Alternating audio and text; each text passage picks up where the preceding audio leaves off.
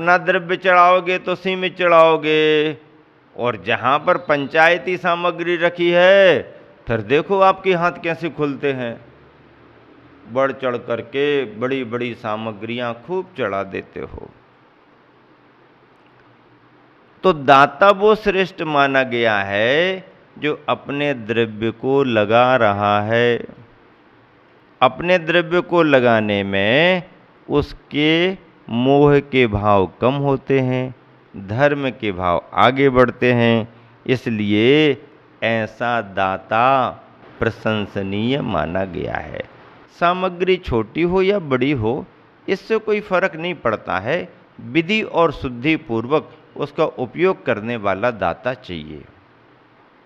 Free फोकट में सब काम कर लो, आगे आगे बढ़ के सब काम कर लो, पाई भर अपना कुछ खर्च नहीं हुआ और पूरा का पूरा लाभ, पूरा का पूरा तुमने अपना जमा लिया, इससे कुछ होता नहीं है। ऐसी दान की पद्धति नहीं है।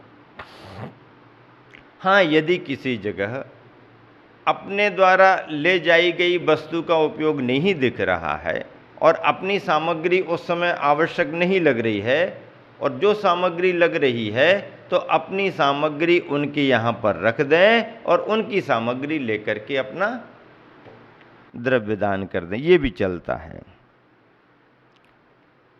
तो ऐसे कंजूस कृपण श्रेष्ठी की अपेक्षा दान देने वाला श्रेष्ठ माना गया है।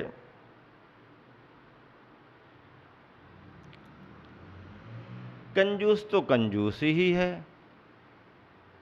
कंजूस की परिभाषा तो ऐसी बन जाती है कि ना खाता है और ना खाने देता है। अरे भैया, दूसरे को नहीं देना तो मत दो, तुम तो उसका उपयोग कर लो। नहीं, मैं भी उपयोग नहीं करूंगा। अरे भैया, दूसरे को नहीं देना तो मत दो, खुद तो उपयोग कर लो, अपने परिवार को तो लगा दो। नहीं, न मैं खाऊंगा, न परिवार को खाने दूंगा और न किसी को दूंगा। अरे भैया, महाकंजूस हो तुम, ये काम ठीक नहीं है। जो भी हो यही ठीक है। और चमड़ी चली जाए लेकिन दमड़ी न जाए, छदाम भी हमारी ना जा पाए, एक पैसा पाई भी हमारी ना लगे और काम हमारा सब बन जाए। आचार्य भगवंत कहते हैं मामला गड़बड़ है, धर्म का मार्ग नहीं है, ऐसे काम नहीं चलेगा। धर्म का मार्ग तो उदारता का मार्ग है। सामग्री बड़ी हो छोटी हो इससे फर्क नहीं पड़ता, अपने पवित्र भावों से कुछ अच्छे कार्यों में लगाने का भाव हो और लगाएं, ये दान कहलाता। ऐसा दान देने वाला दाता प्रशंसनीय माना जाता है। नीति में गुरुवर कह रहे हैं कि कृपणात् श्रेष्ठिना कृपण धनी से वह दाता प्रशंसनीय है। लेकिन दाता प्रशंसनीय तो कह दिया, किंतु दाता को सचेत भी कर दिया। कंजूस की अपेक्षा देने वाला श्रेष्ठ है। देखो क्या कह रहे आचार्य श्री, होने के बावजूद भी जिसके देने के भाव नहीं बनते हैं, ऐसे कंजूस की अपेक्षा जो जैसी भी परिस्थिति हो पर देने के भाव बन रहे हैं, वह दाता प्रशंसनीय है। लेकिन सचेत क्या कर रहे हैं गुरुवर कि देने वाला प्रशंसनीय तो है, किंतु अन्याय वित्तम ददता दातु न मार्गगामी, किंतु अन्याय से अर्जित धन को देने वाले दाता की अपेक्षा न्याय मार्ग का अनुसरण करने वाला अदाता भी नहीं देने वाला भी बड़ा श्रेष्ठ है। देखो क्या कह दिया, देने वाला प्रशंसनीय होता, देने वाला प्रशंसनीय होता है। ऐसा सुन करके अब यदि कोई अन्याय अनीति के रास्ते पर आगे बढ़ करके कमाने की भावना करने लगे, भैया दिन भर दुकान खोली चली नहीं, इतनी मेहनत करी कुछ निकला ही नहीं। देना तो है, देने के भाव हैं, देने से सामने वाले का काम तो चलता चलता अरे अपना नाम भी तो होता है। और यदि मन में ये और आ गया, नाम बढ़ाई का चक्कर आ गया, तो फिर कहेगा भैया देने वालों का बहुत नाम हो रहा है, देने वालों का बहुत नाम हो रहा है, अपने पास इंतजाम नहीं है, दिन भर दुकान नहीं चली, मेहनत की लेकिन उसका कुछ रिस्पॉन्स रिजल्ट नहीं मिला है, क्या करें, कल तो हमें कुछ देना ही देना है। इतनी बड़ी भीड़ में यदि कल कुछ नहीं बोलेंगे तो अपना नाम तो यूं पीछे रह जाएगा। अपन को तो अपने नाम को खूब ऊंचा रखना है, कल तो देना ही पड़ेगा, कुछ ना कुछ इंतजाम तो है नहीं कुछ अपने पास में। अरे कुछ नहीं है, कोई चिंता मत करो, कोई ना कोई इंतजाम करेंगे। और शाम होते होते, अंधेरा होते होते किसी के घर में घुस पड़े, लूट पाट मचा दी, निकाल करके खूब सारा ले आए, डाका डाल दिया, लूट पाट कर दी, चोरी कर ली, और अब इंतजाम हो गया। अब सुबह जा कर के बढ़िया अच्छी बोली लेंगे शान से, क्योंकि इंतजाम हो गया। ऐसे इंतजाम को और इस तरीके से कमा करके, इस तरीके से ला करके देने वाले को दाता नहीं माना। ये अन्याय की आमदनी है, ये पाप की कमाई है। पाप की कमाई से पुण्य नहीं होता है, चाहे तुम कितना ही दान में लगाते रहो, क्योंकि सोर्स आपका गलत है, रास्ता आपने सही नहीं अपनाया। नहीं नहीं सभी लोग देंगे और हम नहीं देंगे तो अच्छा नहीं लगेगा, इसी हमें भी देना है। हाँ सब लोग देंगे तो अपन को भी देना है, पर अपनी सामर्थ्य भी तो होना चाहिए देने की। सामर्थ्य तो दो, कौन मना करता। नहीं अब अभी तो है ही नहीं इंतजाम, तो भी फिर कुछ ना कुछ तो करना पड़ेगा। तो चोरी चमारी करके, लूट पाट करके, अर्जित करके फिर देना कोई दान नहीं, कोई धर्म नहीं, इसको धर्म कहा ही नहीं। इसकी अपेक्षा तो अदाता अपि वरः, नहीं देने वाला भी अच्छा माना गया, श्रेष्ठ माना गया। भैया सब लोग दे रहे हो तो अच्छी बात है, दे दो, बोल रहे हो तो बोल दो, भावना तो मेरी भी बोलने की है, पर अभी इंतजाम नहीं है, व्यवस्था प्रबंध नहीं है हमारे पास। अब प्रबंध ही नहीं है तो क्या करूं, चाहे करके भी चुप बैठना पड़ रहा है। इसलिए भैया अभी तो हम नहीं दे पा रहे, भावना करते हैं कि इंतजाम हो और मैं दूं। तो ऐसा सोच करके नहीं देने वाला भी वो अदाता श्रेष्ठ माना गया है। किसकी अपेक्षा श्रेष्ठ माना गया है? अन्याय और अनीति से इकट्ठा करके फिर या दूसरों को दे रहा है या फिर नाम बढ़ाई के लिए काम कर रहा है, ये सब रास्ते गलत हैं। गुरुवर ने इसीलिए यह विशेष नीति लिखी है, विशेष नीति लिखी है। पद्यानुवाद भी इसका बहुत अच्छा लिखा गुरुवर ने। न्याय मार्ग पर जोर दिया है और अन्याय से अर्जित वित्त का निषेध किया है। क्या कह रहे हैं गुरुवर? कृपण सेठ से, कृपण सेठ यानी कंजूस सेठ से, कृपण सेठ से श्रेष्ठ रहा वह साधारण जीवन जीता। कृपण सेठ से श्रेष्ठ रहा वह साधारण जीवन जीता। दयालु दाता पर के दुख का वैरी उद्यम जल पीता। प्रशस्त दाता किंतु नहीं जो अनीति धन का दान करे। दान बिना भी मान रहा वह नीति निपुण गुणवान अरे। एक कहानी पढ़ी थी हमने पहले, उसमें ये लिखा गया कि वो व्यक्ति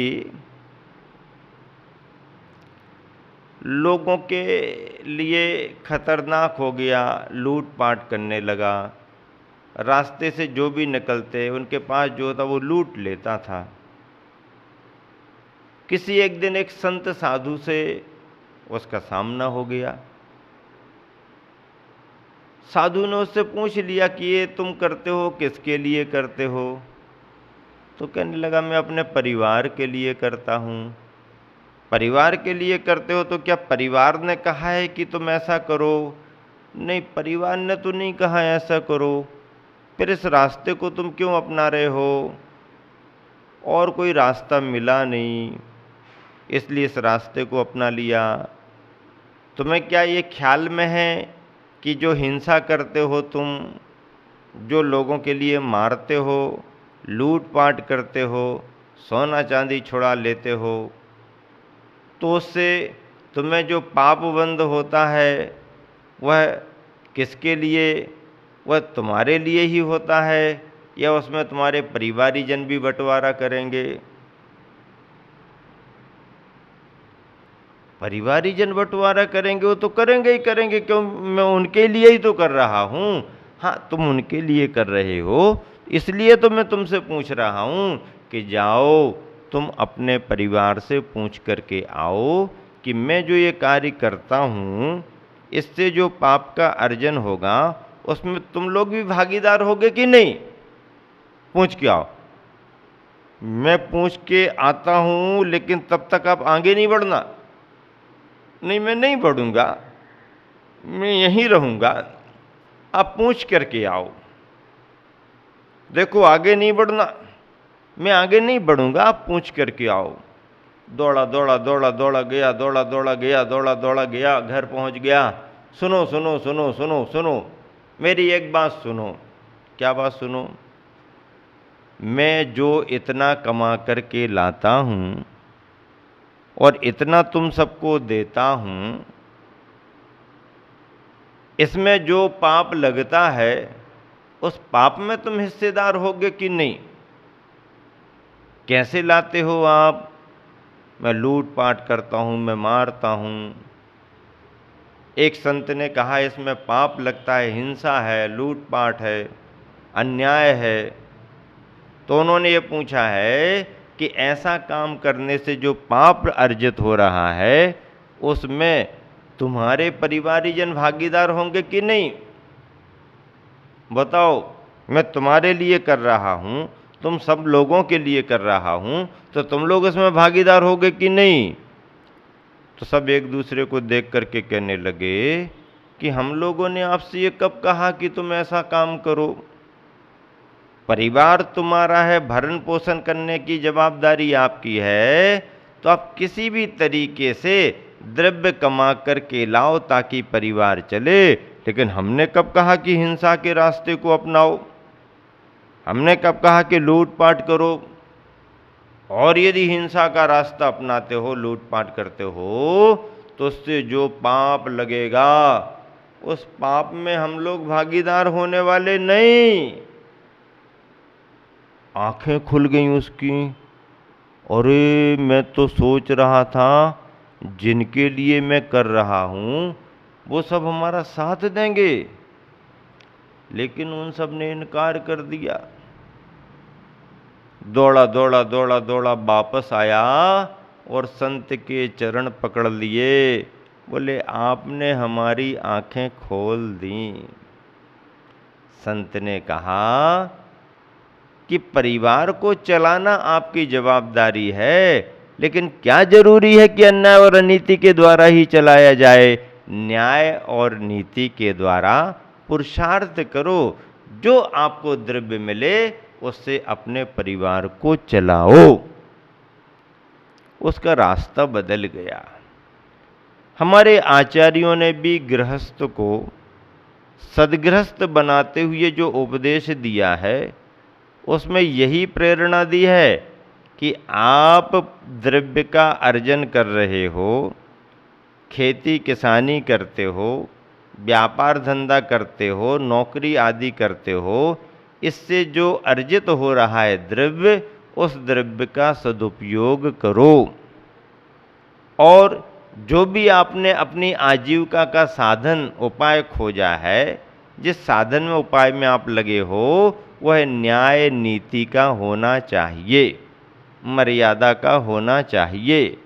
अन्याय और अनीति से कमाया गया द्रव्य ठीक नहीं माना जाता है। न्याय नीति से कमा करके तुम थोड़ा भी लगाओगे तो अच्छा माना जाएगा। अच्छा, न्याय नीति से कमा करके भी यदि दान देने के भाव नहीं है, कंजूसपना आ गया तो भी बुरा माना जाएगा। और नहीं है इसलिए अन्याय और अनीति के द्वारा अर्जित करके फिर लगाओगे तो भी अच्छा नहीं माना गया है। इसीलिए गुरुवर कहते हैं, प्रशस्त दाता किंतु नहीं जो अनीति धन का दान करे, दान बिना भी मान रहा वह नीति निपुण गुणवान अरे। अन्याय और अनीति से कमा करके यदि कोई दान करता है तो वह भी अच्छा नहीं माना जाता, क्योंकि सोर्स उसका ठीक नहीं, साधन ठीक नहीं, अन्याय अनीति है, पाप है। इससे अच्छा तो दान ना भी करे तो भी चलेगा। न्याय नीति की छोटी सी कमाई है, ज़्यादा हमारा इंतजाम नहीं, अपना घर परिवार चलता है, ना भी तुम दो तो भी तुम प्रशंसनीय हो, क्योंकि न्याय नीति के मार्ग से लगे हो। अन्याय और अनीति के मार्ग में लग करके खूब पाप कमाया और फिर दान देने के भाव किए, उन दान देने के भावों का, दान देने का कोई महत्व नहीं। और फिर द्रव्य तो है पर देने का भाव नहीं है, तो उससे अच्छा जिसके मन में देने का भाव आ रहा है वह दाता प्रशंसनीय माना गया है। अब अगली नीति कह रही है गुरुवर की, कनीयसा में मनसा धृतो यो मूर्तश्च विश्वैके गुरुर्विरागः भक्तोऽपि धन्यो भगवांस्तु धन्यः भक्तोऽपि धन्यो भगवांस्तु धन्यः। बहुत अच्छी बात कही। क्या कह रहे हैं गुरुवर? अमूर्त हैं, विरागी हैं। कौन? भगवान। भगवान कैसे हैं?